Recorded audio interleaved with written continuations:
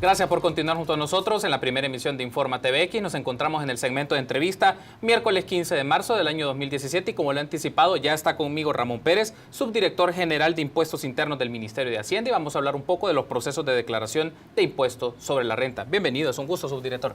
Un gusto, un placer estar aquí en este programa. Gracias a usted por tomar el tiempo y acompañarnos en el set del canal TVX. Me gustaría que iniciemos la entrevista. Ya vamos a hablar en el transcurso de ella sobre los procesos y cuáles son los aspectos que deben tener en cuenta los contribuyentes para presentar su declaración de impuestos sobre la renta. Pero antes de eso me gustaría iniciar con alguna información obtenida por el sitio del Ministerio de Hacienda respecto al año 2015. Quiero ser muy concreto en este detalle. Para el año 2015 se tiene una estimación de un ingreso de 1.689 millones de dólares en concepto sobre impuestos sobre la renta. Para el año 2016, corrijo el año, 114 millones de dólares más que el año 2015. Y me gustaría que empecemos con eso, subdirector. ¿Qué razones explican el incremento sobre retenciones de impuestos sobre la renta para el año 2016 respecto al 2015? Bueno, hay una serie de factores que inciden en la recaudación de los impuestos.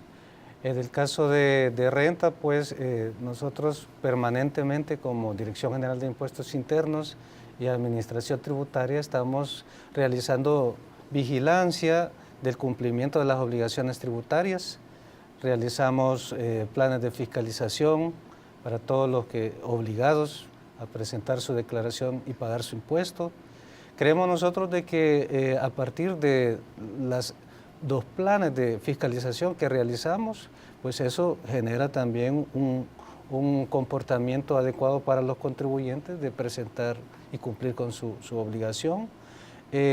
Cualquier modificación que haya también en cuanto a las reglas o leyes de impuestos sobre la renta también, aunque últimamente pues no hemos tenido. Lo que tuvimos el año anterior fue una modificación de las tablas de retención del impuesto sobre la renta, que esto creemos nosotros que lo que ha venido es a favorecer a muchos contribuyentes que en ejercicios anteriores les tocaba realizar pagos complementarios del impuesto sobre la renta y también habían otro grupo de contribuyentes a quienes se les hacían retenciones mayores a las que debían efectuar por efecto de cómo estaba estructurada la tabla anteriormente. Ahora bien, me gustaría que hablemos ahora del caso del IVA. Para mencionar un dato, para el año 2016, en concepto de ingreso del impuesto al valor agregado, se tienen 1.853 millones de dólares, 80 millones menos que el año 2015. ¿Cuál es eso? ¿Qué pasó? ¿Qué hace una diferencia que en el año 2016 ingresaron 80 millones de dólares menos que el 2015 respecto al impuesto al valor agregado? Exacto. También tiene que ver mucho en el tema de la recaudación, la actividad económica, ¿verdad? Si hay algunas actividades o sectores económicos que pueden tener alguna ralentización, pues eso puede afectar también la recaudación de impuestos. Un ejemplo que hemos vivido por algún tiempo recientemente en el caso de la recaudación del IVA es la disminución en el precio de los productos del petróleo, concretamente los combustibles, ¿verdad? Que eso ha incidido fuertemente en la recaudación del IVA en los últimos 2 años.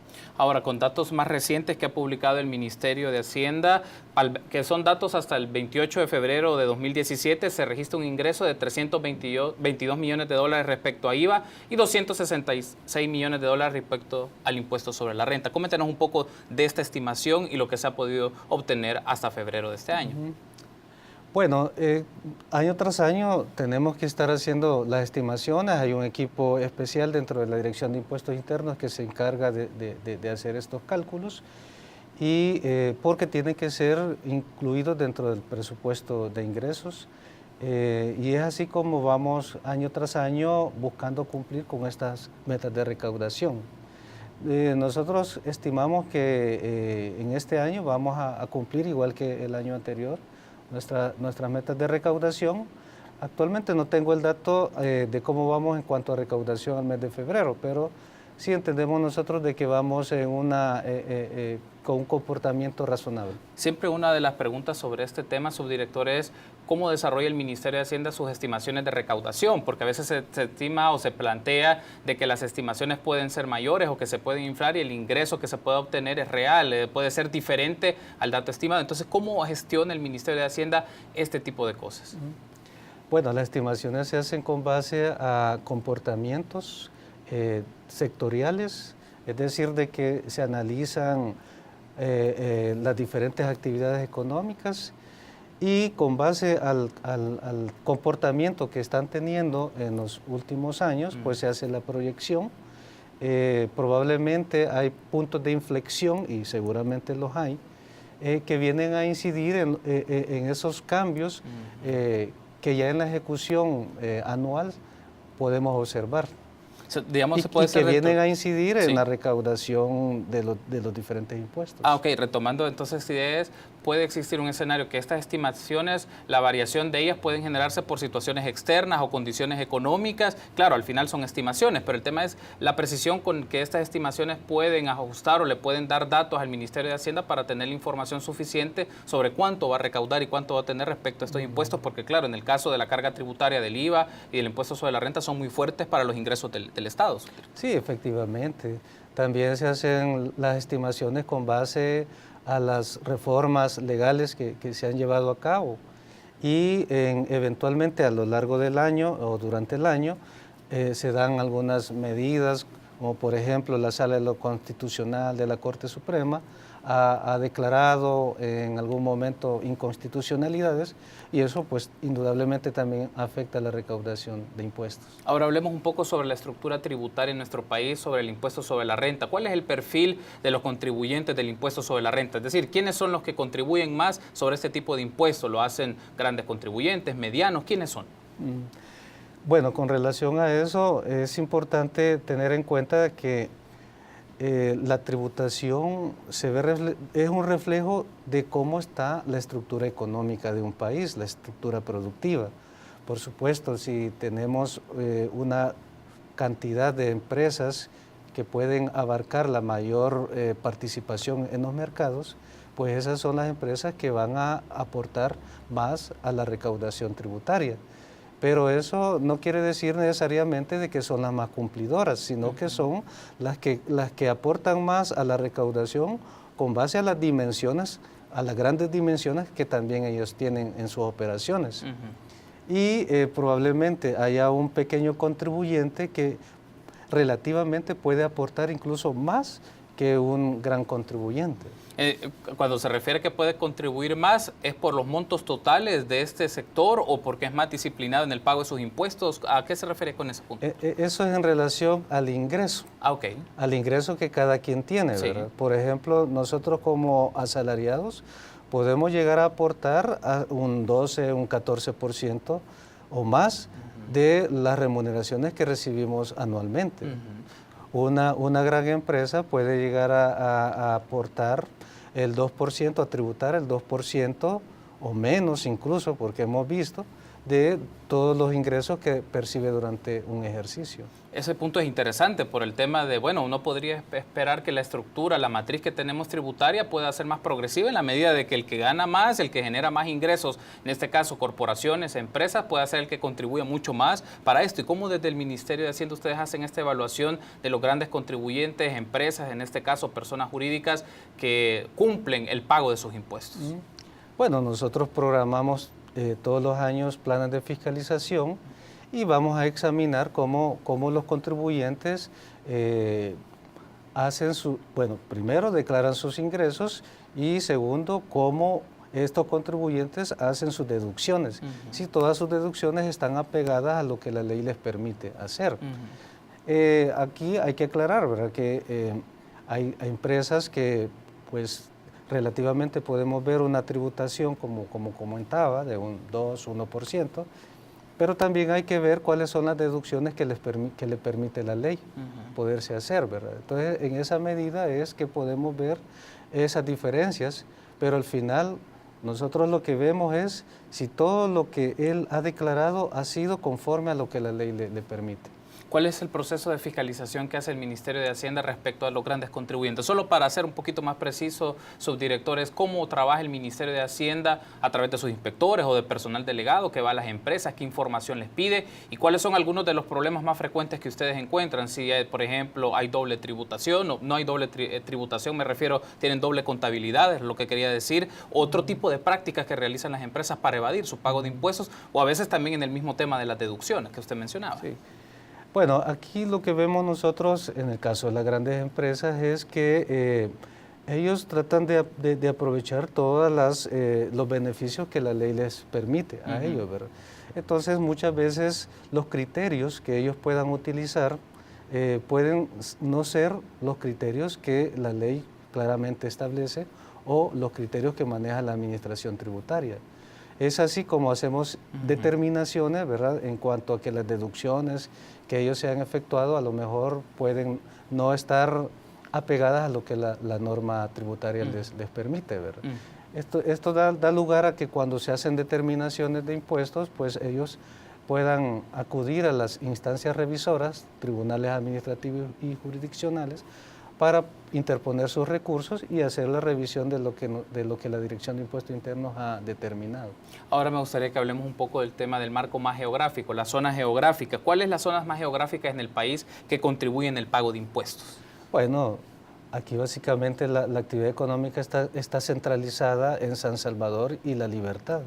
Y en consecuencia, pues también la tributación así está también. San Salvador y La Libertad son los que reportan la mayor recaudación de impuestos. Básicamente son estos dos departamentos en donde queda concentrada la actividad económica, en donde los énfasis del Ministerio de Hacienda son mayores para el tema de recaudación de impuestos. Sí, nosotros buscamos, ¿verdad?, también generar muestras a nivel nacional, sí, ¿verdad?, porque también hay puntos económicos en el país importantes, ¿verdad? Tenemos Santa Ana, San Miguel y otras cabeceras departamentales y otras ciudades donde se dan actividades económicas importantes. Hay otro dato que me gustaría hacer referencia en este momento. Subdirectores, el Ministerio de Hacienda ha publicado los casos por delitos de defraudación al fisco desde el 2005 hasta febrero de 2017. Se registran 175 casos. Si nos puede comentar un poco la generalidad de este tipo de delitos de defraudación al fisco y en qué tipo de áreas los involucrados sobre esto. Bueno, como digo, todos los años nosotros desarrollamos planes de fiscalización y cuando se están examinando todas las actividades o operaciones de los contribuyentes, pues ahí se pueden determinar algunas prácticas que puedan tipificarse como delito de defraudación al fisco que ya establece el Código Penal. Es en esos casos es que nosotros lo que hacemos es dar aviso a la Fiscalía para que evalúe la situación y de corresponder, pues trasladar el caso a donde el juez para que pueda ventilar la situación. Antes de cerrar el primer segmento, ¿cuáles son las más comunes que ustedes identifican en este tipo de procesos de indagación que hacen? Bueno, ha sido bastante común, por ejemplo, el tema de las retenciones que no han sido enteradas al fisco, las retenciones indebidas, ¿verdad? Eso se da con cierta frecuencia. También algunos contribuyentes que realizan operaciones, pero que no nos presentan sus declaraciones, no nos declaran sus operaciones. Incluso hay contribuyentes que nos han presentado sus declaraciones sin operaciones. Y entonces eso sí ya está tipificado dentro del Código Penal como un delito de defraudación. Perfecto, tenemos que hacer una pausa, pero me gustaría que en el segundo bloque, subdirector, hablemos un poco más para los ciudadanos, los aspectos que deben de tener en cuenta para la formulación de la entrega de sus impuestos. Permítanos una pausa, volvemos en instantes.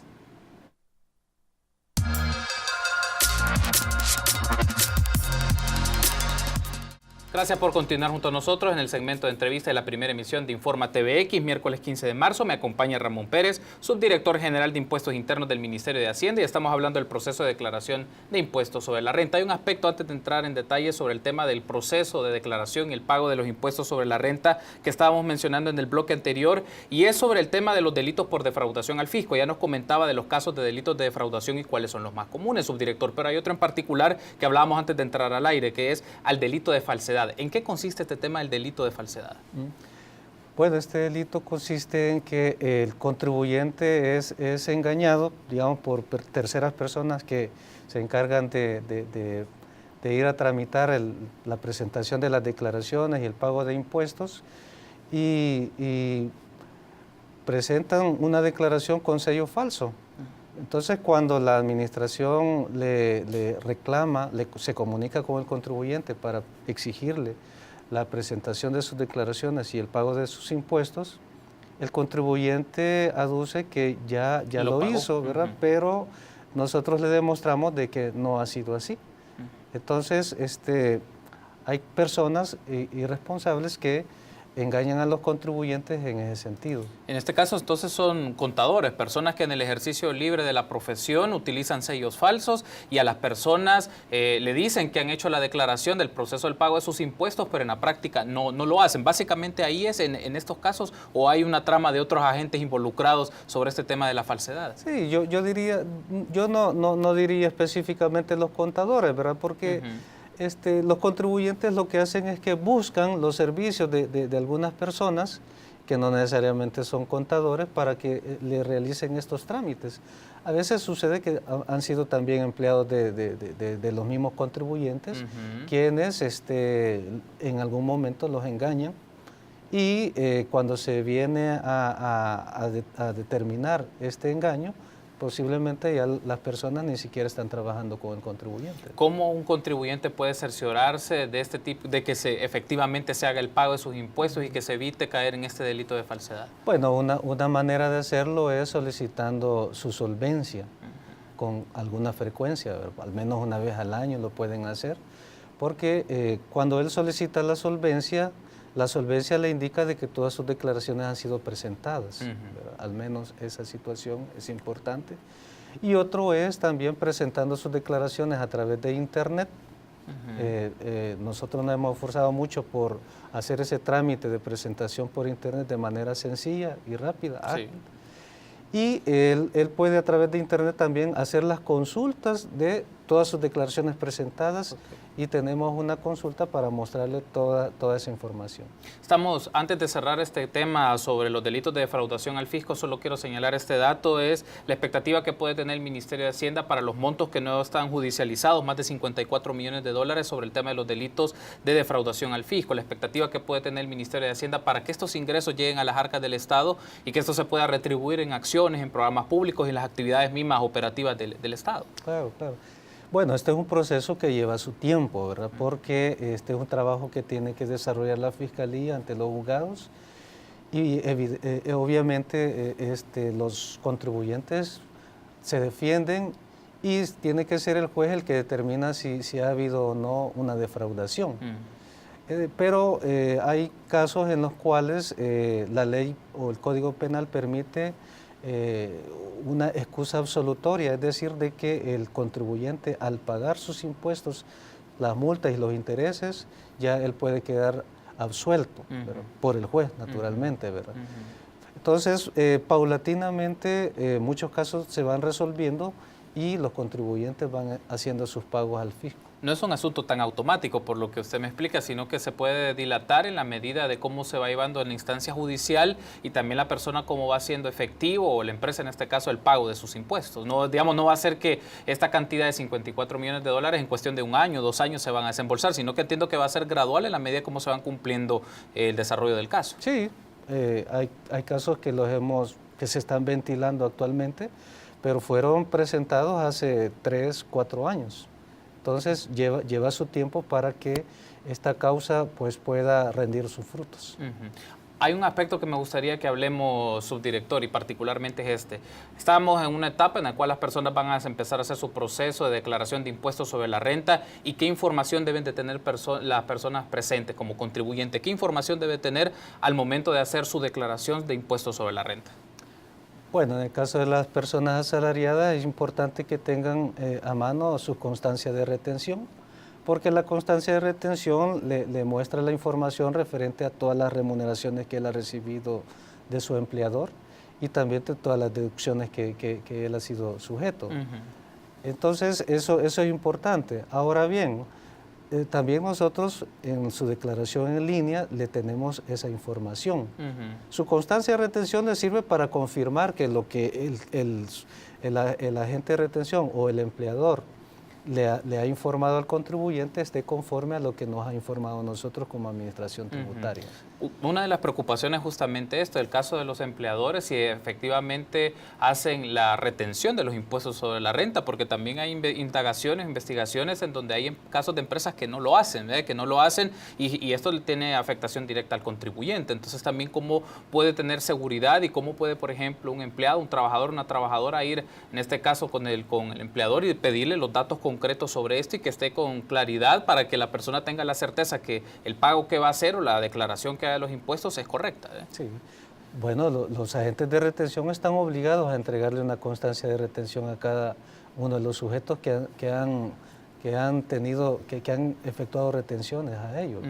Sí, es una obligación que tienen que cumplir y cualquier incumplimiento pues nos lo pueden hacer de nuestro conocimiento para nosotros también establecer las sanciones correspondientes. ¿Qué pasa en el caso de hay personas que se dedican al ejercicio libre de sus servicios profesionales y que brindan servicios de consultoría, entre otras cosas, y que claro, en algunos casos hay instancias que no les brindan este tipo de declaraciones o el tema de deducción de impuestos sobre la renta? Que es importante también que las personas que se mueven en este campo laboral puedan tener la claridad de cómo se puede hacer este tipo de procedimientos y que queden consignados en su declaración de impuestos sobre la renta. ¿Cómo pueden hacer estas personas que se mueven en este campo más laboral, que es un poco más flexible a diferencia de alguien que está en un trabajo fijo por horas y en una sola empresa? Sí, sí. Bueno, hay personas que trabajan para diferentes individuos también durante el año y aquí creo que es importante hacer un llamado también para este tipo de personas a que lleven en orden todos sus registros, ¿verdad? Porque sí, ellos tienen la obligación de registrar todos esos ingresos que reciben de sus diferentes clientes, para efectos de que no tengan problemas a la hora de que presenten su declaración. Ahora, con la declaración en línea también, toda esa información se la presentamos en su declaración en línea, porque se tiene la ventaja de que si ha sido sujeto de retención, pues toda esa información ha sido informada a la Dirección de Impuestos Internos. Pero también es probable de que ellos realicen algunas actividades donde no han sido sujetos de retención y esas sí tienen que ser informadas. Primero tienen que ser documentadas y registradas por ellos para luego ser declaradas. En temas de educación fiscal, subdirector, ¿qué resulta más conveniente e importante? Que la gente pueda hacer su proceso de declaración sobre la renta, porque muchas personas lo que hacen es que delegan en un tercero, contratan a una persona para que lo haga y confían mucho, y hablábamos en este caso por el tema de los sellos falsos y esto, ¿no? Que las personas sepan hacer su proceso de declaración de impuestos, porque es importante, y como Ministerio de Hacienda es importante en materia de educación fiscal que la gente sepa cómo hacer su declaración y no dejarla que otros lo hagan con so pena, con el riesgo de que tal vez no presente información adecuada, puede caer en el cometimiento de un delito. Claro, claro. Yo creo de que hay diferentes razones por las cuales los contribuyentes se abocan a terceros para que les hagan sus declaraciones.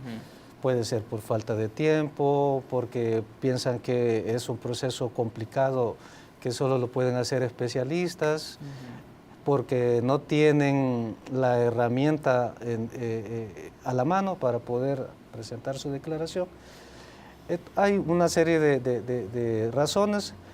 Lo importante es de que los contribuyentes puedan delegar esta función sobre personas de confianza, pues, ¿verdad? Porque hay que tener en cuenta que la información que se presenta en una declaración es una información sensible para el contribuyente. Sí.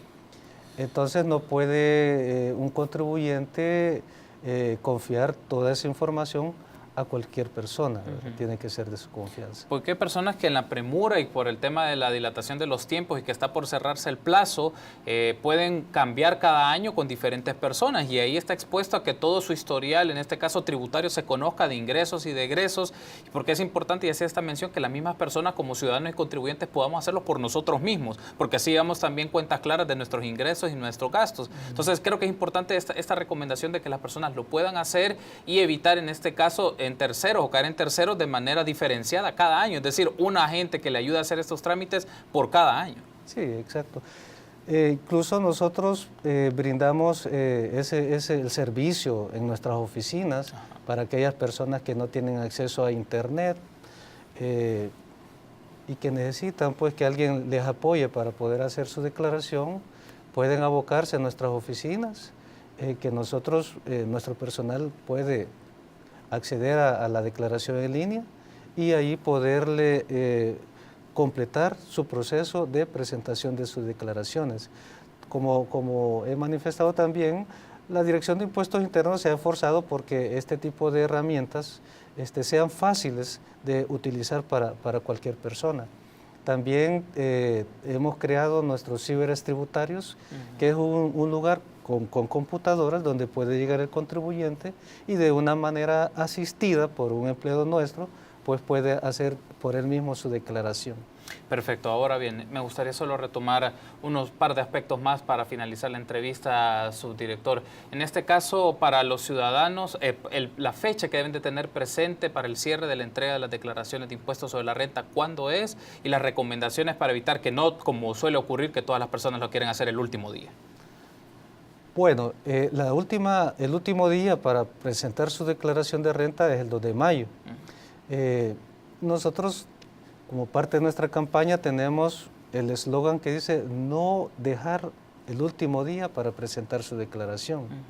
Entonces es importante que los contribuyentes que nos están escuchando, nos están viendo, pues puedan tomar en cuenta eso para no dejar para el último día, porque pueden haber muchas cosas, muchos eventos el último día que pueden hacer más difícil este trámite de presentar su declaración de renta. Por lo tanto, el llamado es para que no dejen, si pueden hacerlo hoy por la noche a través de Internet, pues que lo hagan hoy por la noche, pero que no esperen el último día para presentar su declaración de renta. Cierro la entrevista con esto, subdirector. El Gobierno de la República ha insistido y ha mencionado que para este año una estrategia importante es garantizar el cobro coactivo, es decir, que él pueda tenerse más ingresos a través de, lo hablábamos en otros momentos de la entrevista, garantizar que el Estado pueda tener los ingresos para aquellas personas que dilatan mucho el proceso del pago de sus impuestos o porque ha caído en delitos fiscales. En este caso, para este año, ¿cuáles son las expectativas y la estrategia para que este cobro coactivo se pueda hacer, se pueda implementar y que pueda generar réditos? Bueno, ya hay una propuesta de ley en la Asamblea Legislativa, la cual se está discutiendo. Nosotros de nuestra parte, como Administración Tributaria, pues estamos también recurriendo a las herramientas que el mismo Código Tributario nos permite. Por ejemplo, las retenciones, llamados a los contribuyentes también para que nos puedan presentar y pagar su impuesto. Y también hay que tener en cuenta de que estos contribuyentes que han caído en mora están insolventes. En cualquier momento pueden tener necesidad de solicitar un préstamo a un banco y realizar cualquiera de los actos que obliga a estar solvente y en razón de esa mora que tienen no van a poder obtener una solvencia. Okay, perfecto. Subdirector, ha sido un gusto. Gracias por habernos acompañado. Un gusto. Gracias por haber estado con nosotros en el espacio de entrevista de este miércoles 15 de marzo. Me acompañó Ramón Pérez, subdirector general de Impuestos Internos del Ministerio de Hacienda. Permítanos una pausa. Volvemos en instantes.